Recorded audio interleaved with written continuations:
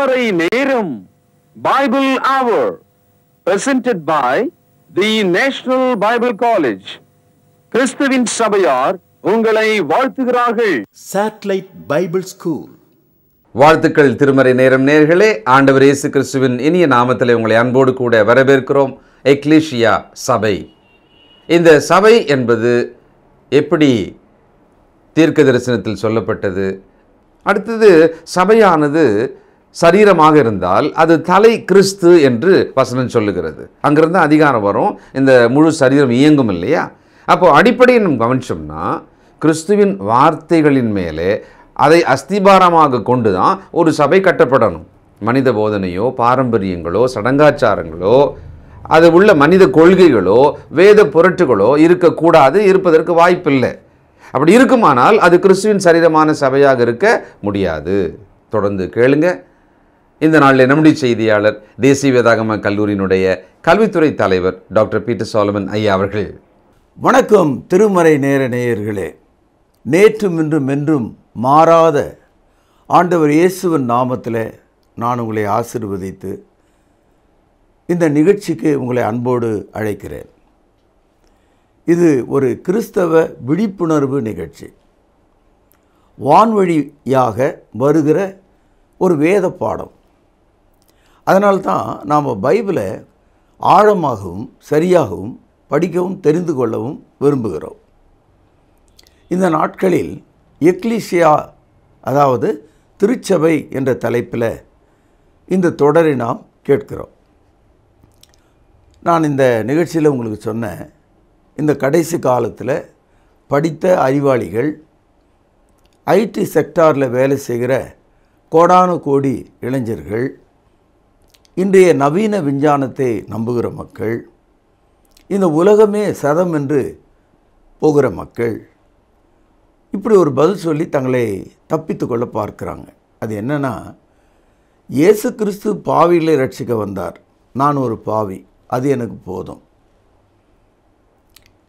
எனக்கு ஒரு சபை தேவையில்லை, சபையின் அடையாளம் தேவையில்லை, நான் சபைக்கு போக வேண்டிய அவசியம் எனக்கு இல்லை, சபையானது ஊழல் நிறைந்தது, அழுகிய பழம் போன்றது, துர்நாற்றம் வீசுகிறது, தனி மனிதர்களுடைய கூடாரமாக போய்விட்டது, ஒரு தொழில்பேட்டை போல இருக்கிறது, சபையை சொல்லி மக்கள் பிழைக்கிறார்கள், சபையினுடைய சொத்துக்களை தனி குடும்பம் அனுபவிக்கிறது.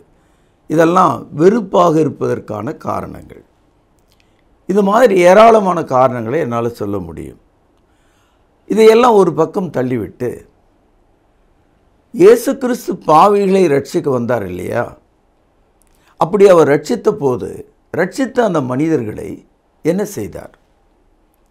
லூக்கா 15ஆம் அதிகாரத்தில் இயேசு இப்படி சொல்லுகிறார், ஒரு மனிதனுக்கு 100 ஆடுகள் இருந்தது, அதில் ஒன்று தொலைந்து விட்டது. அப்பொழுது அந்த மனிதன் 99 ஆடுகளை தொழுவத்தில் விட்டுவிட்டு அந்த ஒரு ஆட்டை தேடி செல்கிறான். அந்த ஆடு கால் ஒடிந்து அது ஒரு காட்டிலே சிக்கி கொண்டிருக்கிறது. அது நடக்க முடியவில்லை. அந்த ஆட்டை அந்த மேய்ப்பன் தோளிலே தூக்கி வைத்து கொண்டு கிராமத்துக்குள் வந்து, நான் காணாமற் போனதை கண்டுபிடித்தேன், என்னோடு கூட சந்தோஷப்படுங்கள் என்று சொன்னான். இந்த தகவலை எல்லாம் லூக்கா எழுதிய சுவிசேஷம் 15ஆம் அதிகாரத்தில் நீங்கள் பார்க்கலாம். 5-6 வசனங்கள். கண்டுபிடித்த பின்பு அவன் சந்தோஷத்தோடு அதை தன் தோள்களின் மேல் போட்டுக்கொண்டு வீட்டுக்கு வந்து தன் சிநேகிதரையும் அயலகத்தாரையும் கூட வரவழைத்து, காணாமல் போன என் ஆட்டை கண்டுபிடித்தேன், என்னோடு கூட சந்தோஷப்படுங்கள் என்பான் அல்லவா? ஆகவே தொலைந்து போன ஆடு கண்டுபிடிக்கப்பட்டது. பாவத்திலே தொலைந்து போன நாம் ரட்சிக்கப்படுவதற்கு சமமாக இருக்கிறது. ஆனால் ஆடு காட்டிலே விடப்படவில்லை.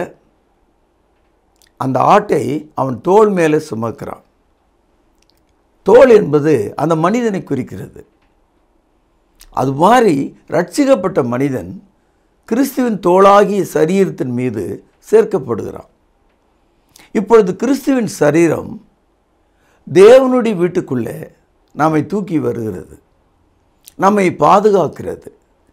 ஏற்கனவே இருக்கிற 99 ஆடுகளோடு காணாமற் போன ஆடும் வந்து சேருகிறது.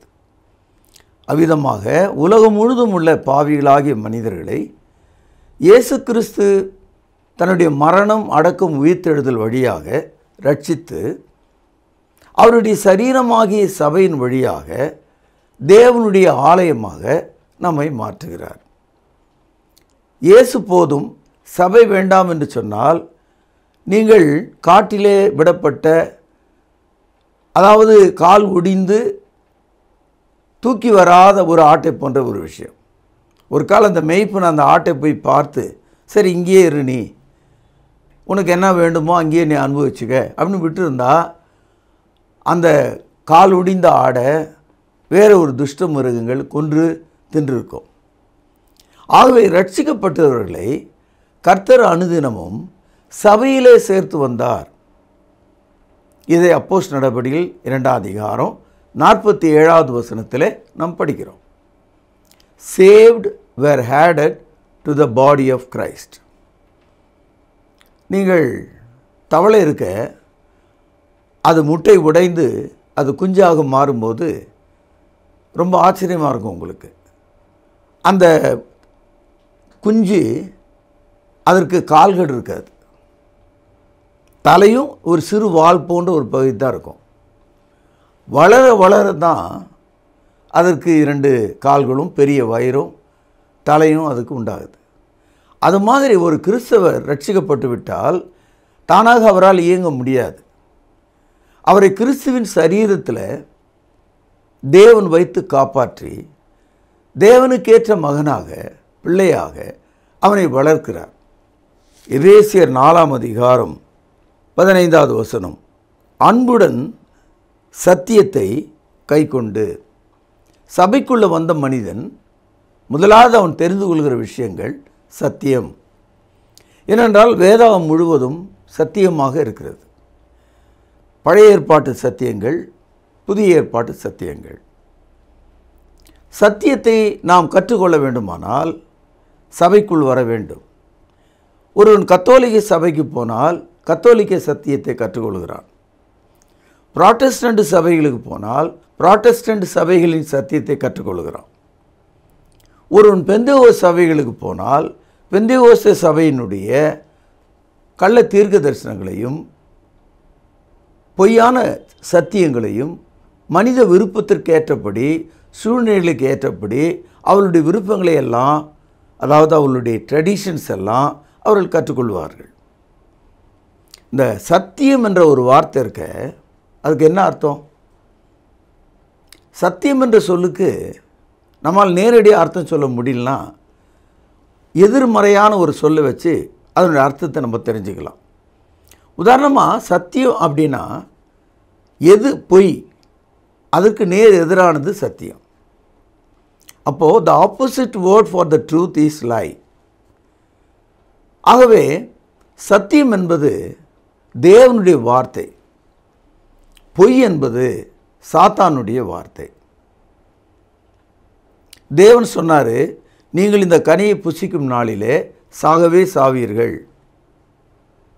இது ஆதாம் ஏவாளுக்கு சொல்லப்பட்டது.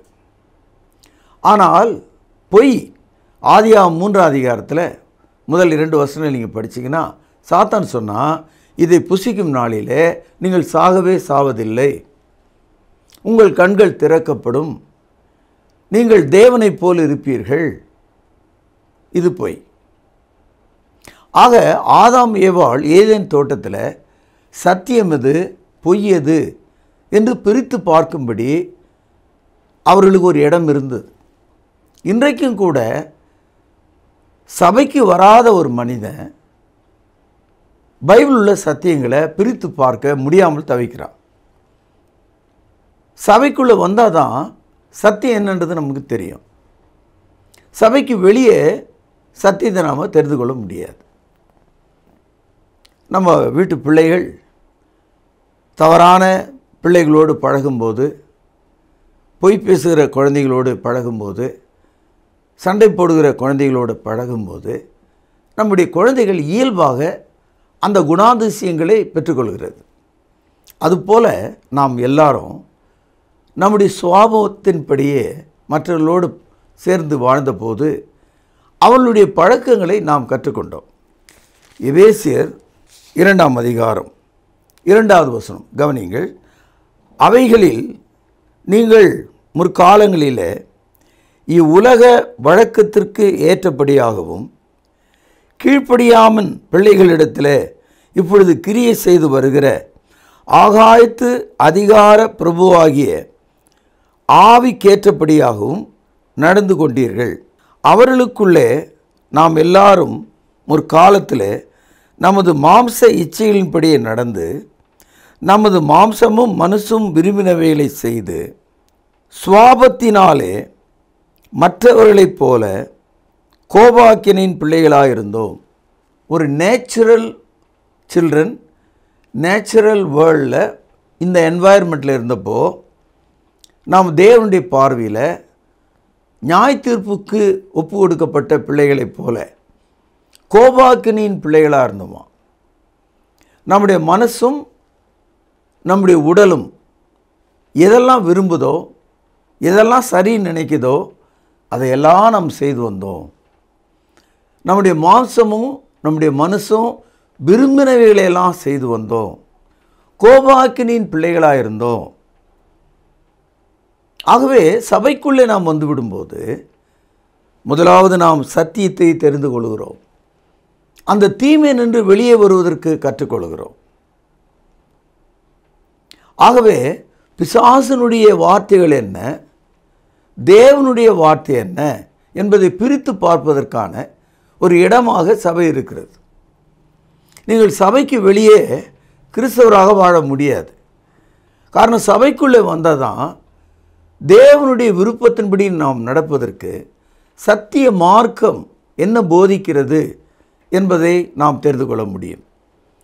நீதிமொழிகள் 23:23 படிக்கிறோம், சத்தியத்தை வாங்கு, அதை விற்காதே. யோவான் 14:6 படிக்கிறோம், நானே வழியும் சத்தியமும் ஜீவனுமாக இருக்கிறேன், என்னாலே அன்றி ஒருவனும் பிதாவினிடத்தில் வாரான். யோவான் 17ஆம் அதிகாரம் 17வது வசனத்தில் படிக்கிறோம், உம்முடைய வசனமே சத்தியம், அந்த சத்தியத்தினால் அவர்களை பரிசுத்தமாக்கும். ஆகவே சத்தியம் இல்லாமல் சபை இல்லை, சபை இல்லாமல் சத்தியம் இல்லை. இப்பொழுது எபேசியர் 4ஆம் அதிகாரம் 15வது வசனம், அன்புடன் சத்தியத்தை கைக்கொண்டு, கவனிங்கள், பேனா இருக்குமானால் அடிக்கோடு இடுங்கள், தலையாகிய கிறிஸ்துவுக்குள், கவனிச்சிங்களா, தலையாகிய கிறிஸ்துவுக்குள் எல்லாவற்றிலேயும் நாம் வளருவர்களாய் இருக்கும்படியாக அப்படி செய்தார். சபைக்குள்ளே நாம் வைக்கப்பட்டதின் நோக்கம் நாம் வளர வேண்டும், சத்தியத்தின் கீழே நாம் வளர வேண்டும். எப்படி இந்த தவளையினுடைய வால் பகுதி பிறகு ஒரு நிஜ உடலாக அதுக்கு மாறுகிறதோ அவ்விதமாக சத்தியமானது இயேசு கிறிஸ்துவாகிய தலைக்குள்ளே இருந்து நமக்கு வளர்ச்சி அடைய உதவி செய்கிறது. ஏனென்றால் எபேசியர் 1ஆம் அதிகாரம் 23வது வசனத்தில் எல்லாவற்றையும் எல்லாவற்றாலும் நிரப்புகிறவருடைய நிறைவாகிய சரீரமான சபைக்கு, கவனிச்சிங்களா, அவரை எல்லாவற்றுக்கும் மேலான தலையாக தந்தருளினார். அப்படியானால் சபைக்கு தலையாக கிறிஸ்து இருக்கிறார். சபையானது கிறிஸ்துவனுடைய உடலாக இருக்கிறது. எப்படி நம்முடைய தலையின் கீழே நம்முடைய உடல் இருக்கிறதோ அவ்விதமாக கிறிஸ்துவின் தலையின் கீழே சரீரமான சபை இருக்கிறது. எப்படி இந்த உடலுக்குள்ளே இரத்த ஓட்டமும் எலும்புகளும் இருக்கிறதோ அவ்விதமாக நாம் அனைவரும் கிறிஸ்து இயேசுக்குள்ளே வளரும் ஒரு சரீரமாக இருக்கிறோம். எபேசியர் 5வது அதிகாரம் 30வது வசனம், நாம் அவருடைய சரீரத்தின் அவயங்களாயும் அவருடைய மாம்சத்திற்கும் அவருடைய எலும்புகளுக்கும் உரியவர்களாயும் இருக்கிறோம். எப்படி என்னுடைய உடல் இந்த தலையின் கீழே எலும்புகளாலும் தசையினாலும் இசைவாக கூட்டி இணைக்கப்பட்டு நான் விரும்புகிற காரியங்களை என் தலையிலிருந்து இந்த உடலுக்கு கட்டளையிட்டு அதை நிறைவேற்றுகிறேனோ அவ்விதமாக கிறிஸ்துவனுடைய தலையின் கீழே வளருகிற ஒன்றாக செயல்படுகிற ஒன்றாக சபை இருக்கிறது. இது எனக்கு விளங்கலை. ஏன்னா என் தலை இருக்குது, என் உடம்பு இருக்குது. ஆனால் பரலோகத்திற்கு ஏறி சென்ற கிறிஸ்து எனக்கு எப்படி தலையாக இருக்க முடியும்? உலகத்தில் இருக்கிற மனிதனாகிய நான் எப்படி அவரை தலையாக கொண்டிருக்க முடியும்? இந்த ரகசியம் எனக்கு விளங்கலையே அப்படி நீங்கள் யோசிக்கலாம். உண்மைதான். எபேசியர் 5ஆம் அதிகாரம் 32வது வசனம், இந்த ரகசியம் பெரியது, நான் கிறிஸ்துவை பற்றியும் சபையை பற்றியும் சொல்லுகிறேன். Of course head and body, Christ and the church are a mystery. அது ஒரு ரகசியம்தான். நீங்கள் சொல்லுவது நியாயம்தான். பரலோகத்தில் இருக்கிற கிறிஸ்து எனக்கு தலை, பூமியில் இருக்கிற சபை எனக்கு உடல்னு சொன்னால் அது எப்படி? அது ஆவிக்குரியதாக இருக்கிறது. இப்போது காஷ்மீரில் இருக்கிற கணவனுக்கு ஒரு கடிதம் வந்தது. கடிதத்தை எழுதினவள் அவருடைய மனைவி. அவர்கள் கன்னியாகுமரியில் இருக்காங்க. அவர்கள் அந்த கடிதத்தில் சில தகவல்கள் எழுதுகிறாங்க. எந்த ஸ்கூலில் பையனை சேர்க்கணும், பக்கத்து தெருவில் வருகிற அந்த நிலத்தை வாங்கலாமா, எனக்கு உடல்நிலை சரியில்லை, இந்த மாதிரிலாம் எழுதும்போது காஷ்மீரத்திலிருந்து கணவர் அவர்களுக்கு ஒரு பதில் கடிதம் அனுப்புகிறார். அல்லது தொலைபேசியில் சொல்கிறார், அதை வாங்கு, இந்த பள்ளியில் இதை சேர், இந்த மருத்துவமனைக்கு போயிட்டு வா என்று சொல்கிறார். அப்போது தூரம், கணவன் மனைவிக்கு தூரமாக இடம் இருந்தாலும் அவர்களுடைய எண்ணங்களிலே அவர்கள் ஒன்றாக வாழ்கிறார்கள். அவர்கள் முடிவெடுக்கும் விஷயத்தில் ஒன்றாக இருக்கிறார்கள். அதுபோல பரலோகத்தில் இருக்கிற கிறிஸ்து தலையாகவும் பூலோகத்தில் இருக்கிற சபையானது அவருடைய உடலாகவும் இருந்தாலும் தேவனுடைய சித்தம் செய்வதற்கு நாம் பெற வேண்டிய எல்லா பதில்களையும், சூழல்களையும், பொறுப்புகளையும் எல்லாவற்றையும் புதிய ஏற்பாடு என்று சொல்லுகிற இந்த புத்தகம் நமக்கு அளிக்கிறது. New Testament, it is the mind of God, it is the revelation of Christ, so that the church may grow and mature. எபேசியர் 4ஆம் அதிகாரம் 22, 23, 24 வசனங்கள் கவனிங்கள். அந்தபடி முந்தின நடக்கைக்குரிய மோசம் போகும் இச்சைகளாலே கெட்டுப்போகிற பழைய மனுஷனை நீங்கள் களைந்து விட்டு, ரட்சிக்கப்பட்டாச்சு, சபைக்குள்ளே வந்தோம், சபையில் போதகர் நம்மை திட்டுவது போல, குறை சொல்வது போல அவர் பிரசங்கங்களை செய்கிறார். உண்மையில் அந்த பிரசங்கத்தினுடைய நோக்கம், நீங்கள் பழைய சுவாபங்களை, குணங்களை, உடைகளை நீங்கள் அணியாமல் மோசம் போகும் அவைகளை களைந்துவிட்டு ஒரு புதிய மனிதனாக மாற வேண்டும் என்ற புத்திமதி அங்கே சொல்லப்படுகிறது. இந்த search we have been exhorted, நாம் புத்திமதி சொல்லப்படுகிறோம். மோசம் போகும் பழைய இச்சைகளை விட்டு வாழும்படியாக அறிவுறுத்தப்படுகிறோம்.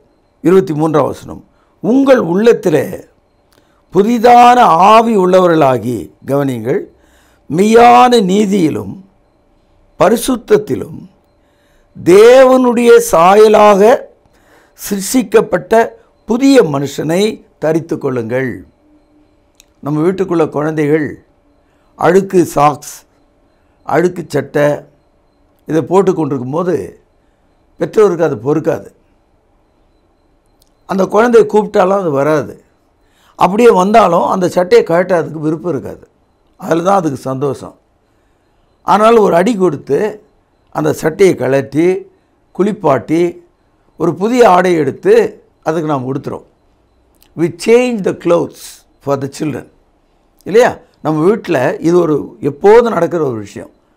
சபையிலும் அதான் நடக்குது. சபைக்குள்ளே வரும்போது நாம் அணிந்திருக்கிற அந்த பழைய சுவாபங்களை, பொய்யான வாழ்வை, மன்னிக்காத இருதயத்தை, கொடுமை நிறைந்த கண்களை, இச்சைகளை களைந்து விடும்படி, நீக்கி விடும்படி அறிவுறுத்தப்படுகிறோம். அதனால தான் சபைக்குள்ளே அந்த சத்தியத்துக்குள்ளே நாம் வளருகிறவர்களாக இருக்கிறோம். உதாரணமாக உங்கள் வீட்டில் அக்கா தங்கச்சி இருப்பாங்க. அவங்களுக்கு ஒரு நாள் வரும்போது ஒரு திருமணம் அப்படின்னு வைக்கும்போது அந்த பிள்ளைய வரப்போகிற மாப்பிள்ளை யாருன்ற மாதிரி நம்ம தெரிஞ்சு வச்சுக்கிட்டோம்னா அதுக்கு ஏற்றாற் போல் அலங்காரம்லாம் செய்து ஒரு அழகுப்படுத்தி அந்த மணப்பெண்ணை நம்ம வச்சுருப்போம். அப்போ மாப்பிள்ளை வீட்டார் வந்து அந்த பெண்ணை பார்ப்பாங்க, பிடிச்சிருந்தா கல்யாணம் பண்ணிக்கிறாங்க. அது மாதிரி சபையானது இயேசு கிறிஸ்துனுடைய 2வது வருகைக்கு அழகான ஒரு மணவாட்டி போல ஆயத்தமாகி கொண்டிருக்கிறது. எபேசியர் 5ஆம் அதிகாரம், கரை திரை முதலானவைகள் ஒன்றுமில்லாமல் பரிசுத்தமும் பிழையற்றதுமான மகிமையுள்ள சபையாக அதை தமக்கு முன் நிறுத்தி கொள்வதற்கு தம்மை தாமே அதற்காக ஒப்பு கொடுத்தார். எப்படி அந்த மணப்பெண் அவளுடைய அழகு அதிகரிக்கப்பட்டு அழகாக காண்பிக்கப்படுகிறாளோ அவ்விதமாக மனித மனதில் உள்ள கரை திரை போன்றவைகள் குற்றங்கள் எல்லாம் களைந்து ஒரு புதிய மனிதனாக ஒரு மணவாட்டியைப் போல கிறிஸ்துவுக்கு ஏற்றவளாக சபையானது ஆயத்த பண்ணப்படுகிறது. இப்பொழுது எபேசியர் 3ஆம் அதிகாரம் 10வது வசனம், இது ரொம்ப முக்கியமான ஒரு வசனம். இதை மற்றவர்களோடு நீங்கள் பேசுங்கள். காரணம் என்னென்னா, தினமும் நமக்கு ஒரு அழைப்பு, ஒரு இன்விடேஷன் வந்துகிட்டே இருக்குது. எங்கள் கூட்டத்துக்கு வாங்க, சபை பாகுபாடற்றது, விருந்து இருக்கிறது, கூட்டம் முடிஞ்ச உடனே உங்களுக்கு பிரியாணி உண்டு, உபவாசம் காலையில் 9க்கு துவங்கும், 1 மணிக்கு உபவாசத்து முடித்த கையோட உங்களுக்கு விருந்து பரிமாறப்படும். காலை 9லிருந்து 1 மணிக்குள்ளே அந்த 4 மணி நேரத்தில் பள்ளிக்கு போகிற பிள்ளைகள் கூட சாப்பிடுவதில்லை, வேலைக்கு போகிற ஆட்களோடு சாப்பிட்றதில்லை. காலைல சாப்பிட்டது அதுக்கப்புறம் மத்தியானம் சாப்பிட்றோம், அதானே வழக்கம். அப்போது காலையிலையும் சாப்பிட்டுட்டோம், அதுக்கப்புறம் மத்தியானமும் சாப்பிட போகிறோம். நடுவில் இருக்கிற நேரத்தை எப்படி நீங்கள் உபவாசம்னு சொல்லுவீங்க? நீங்கள் வேணால் அது உங்களுடைய ஓய்வாக வச்சுக்கலாம். தேவனுக்கான ஓய்வாக எப்படி சொல்லுவீங்க? தான் காலையில் சாப்பிட்டீங்களே, மத்தியானம் சாப்பிட போகிறீங்க. இதுதான் நடக்குது நாட்டில். நீங்கள் பார்த்துருப்பீங்க, காலை 9க்கு அல்லது 10க்கு உபவாச கூட்டம், 1 மணிக்கு உணவளிப்பாங்க. இப்படி ஏமாற்றுவர்கள் மத்தியில் நாம் இருக்கிறோம். சபையில் தாராளமாக மனப்பூர்வமான காணிக்கைகள் கொடுக்கப்பட வேண்டும். பழைய ஏற்பாட்டு தசம் பாகத்தை கொடுக்கும்படி கட்டளையிடுவார்கள். சகோதரர்களே, புதிய ஏற்பாட்டில் சொல்லப்படாதவைகள் எல்லாம் அவர்கள் ஆத்திரத்தோடு தைரியத்தோடு லாப நோக்கத்தோடு இன்றைக்கு செய்து வருவதை நாம் பார்க்கிறோம். சபையை நம்ம தெரிந்து கொள்ளாமல் போனதுனால்தான் தவறான சபை என்ற பெயரில் ஒன்றில் நம்ம சிக்கியிருக்கிறோம். சபையானது சத்தியத்தை நமக்கு வெளிப்படுத்தக்கூடியதாக இருக்கிறது. பாருங்கள், எபேசியர் 3ஆம் அதிகாரம் 10வது வசனம், உன்னதங்களில் உள்ள துரைதனங்களுக்கும் அதிகாரங்களுக்கும் அவருடைய அனந்த ஞானமானது சபையின் மூலமாக இப்பொழுது தெரிய வரும் பொருட்டாக. கவனிச்சிங்களா? இப்போது மேட்டூர் அணை இருக்குது, அதை மூடி வச்சுருக்காங்க. தேவைப்படும் போது தண்ணீரை திறந்து விடுறாங்க. அப்பொழுது அந்த தண்ணீர் பாய்ந்து தஞ்சாவூரில் கடைசியான ஊர் கடைமடை, அது வரைக்கும் அந்த தண்ணீர் வருது. அது மாதிரி சபையானது சத்தியத்தை வெளிப்படுத்தக்கூடிய கேந்திரமாக இடமாக இருக்கிறது. நாம் தெரிந்து கொள்ள வேண்டிய அனைத்து சத்தியங்களையும் சபையின் வழியாக தெரிந்து கொள்ள வேண்டும். The wisdom is manifested or made known to all through the church. அதுதான் சொல்கிறார். அனந்த ஞானமானது சபையின் மூலமாக இப்பொழுது தெரிய வரும் பொருட்டாக. அப்போ சபையை விட்டுவிட்டு தேவனுடைய ஞானத்தை நாம் தெரிந்து கொள்ள முடியாது. எனவே அன்பு சகோதரர்களே, இந்த நாளில் நாம் கேட்ட எல்லா சத்தியங்களையும் மனதிலே கொண்டு நாம் ரட்சிக்கப்பட்டால் அது சபையாக இருக்க வேண்டும். அந்த சபை இந்த அடையாளத்தை காண்பிக்க வேண்டும். அப்படி இருந்தால் நீங்கள் அதற்குள்ளே பாக்கியவான்களாக இருப்பீர்கள் என்று சொல்லி இன்றைய செய்தியை நான் இங்கே நிறைவு செய்கிறேன். நாளை நாம் சந்திப்போம், பிரார்த்தனை செய்வோம். மகா பரிசுத்த நிறைந்த எங்கள் அன்பான தகப்பனே, ஜீவனுள்ள வார்த்தைகளை கேட்பதற்கு இந்த வேலையை எங்களுக்கு கொடுத்ததற்காக ஸ்தோத்திரம். கேட்ட எங்களை ஆசீர்வதியும். நாங்கள் உண்மையாய் நடக்க உதவி செய்தரலும், பொய்யை வெறுத்து சத்தியத்தின்படி நடக்க உதவி செய்தரலும். நீர் எங்களை நேராக வழி நடத்தும். ஆண்டவர் இயேசுவின் நாமத்திலே ஜெபம் கேளும் பரிசுத்த நிறைந்த எங்கள் நல்ல பிதாவே, ஆமென். ஆண்டவராகிய இயேசு கிறிஸ்துவின் ஒப்பற்ற நாமத்தில் திருமறை நேர நேயர்களுக்கு வாழ்த்துக்கள். நேயர்களே, எக்லீஷியா அதாவது சபை என்ற ஒரு தலைப்பில் அருமையான செய்திகளை நாள்தோறும் கேட்டுக்கொண்டு வருகிறீர்கள். இதுவரைக்கும் சபையை பற்றி அது ஒரு கட்டிடம், அது ஒரு சிவப்பான ஒரு கட்டிடம், அது மேலே ஒரு பெரிய பெல் தொங்கும், ஒரு சிலுவை இருக்கும், ஒரு இயேசுநாதர் சிலை இருக்கும். இப்படி தான் உங்களுடைய கற்பனை, நீங்கள் பார்த்த பார்வை இருந்திருக்கும். ஆனால் இன்று முதல் சபை குறித்ததான புரிந்து கொள்ளுதல் முற்றிலும் மாறியிருக்க வேண்டும். சபை என்பது கிறிஸ்துவின் சரீரம். சபை என்பது கிறிஸ்துவால் ஸ்தாபிக்கப்பட்ட ஜீவனுள்ள ஒன்று, ரட்சிக்கப்பட்ட அழைக்கப்பட்ட மக்களின் கூட்டம். சரியாக புரிந்து கொள்ளும்படி உங்களை உற்சாகப்படுத்துகிறோம். நேர்களே, இந்த நாளில் பொதுவாக சபைக்கு தலை யார் என்று சொல்லும் பொழுது சிலர் போதகர்களையும் பாஸ்டர்களையும் ரெவரன்களையும் பிஷப்புகளையும் போப்புகளையும் சொல்லுவார்கள். ஆனால் உண்மையிலேயே பைபிள் படி சபைக்கு தலை யார் என்பதை இன்றைக்கு தான் நீங்கள் தெரிந்து கொண்டிருக்கிறீர்கள். அதை சரியான பதிலாக எழுதி அனுப்பும்படி உங்களை உற்சாகப்படுத்துகிறேன். இன்று நீங்கள் கேட்ட செய்திருந்து உங்களுக்கான பரிசு கேள்வி இதுதான்: சபையின் தலை யார்? கேள்வியை மீண்டும் சொல்கிறேன், எழுதி கொள்ளுங்கள். சபையின் தலை யார்? மிக எளிமையான கேள்வி, கஷ்டமே பட வேண்டாம். வேத வசனத்தின் துணை கொண்டு உடனே எழுதி அனுப்புங்கள். நல்ல பரிசுகள் காத்திருக்கிறது. நேர்களே, நீங்கள் சென்னையில் இருக்க நேர்ந்தால் பின்வரும் முகவரியில் நடக்கிற புதிய ஏற்பாட்டு தொழுகைக்கு வரும்படி உங்களை உற்சாகப்படுத்தி அழைக்கிறோம். மீண்டும் சந்திப்போம். கர்த்தராகிய இயேசு கிறிஸ்துவின் கிருபையானது உங்கள் அனைவரோடும் கூட இருப்பதாக. அன்பானவர்களே, புதிய ஏற்பாட்டு தொழுகைக்கு திரும்புங்கள். இடம் YMCA வளாகம், ஹைகோர்ட் எதிரில், பிரதி ஞாயிறு காலை 11 மணி அளவில் அன்புடன் அழைக்கிறோம். Come and worship with us every Sunday at 11 a.m.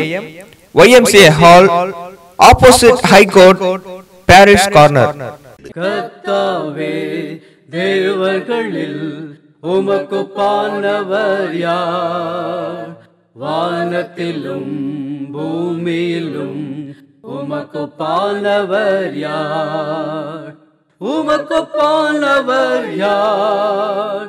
உமக்கு பானவர் யார்? வானத்திலும் பூமியிலும் உமக்கு பானவர் யார்? வானத்திலும் பூமியிலும் உமக்கு பானவர் யார்?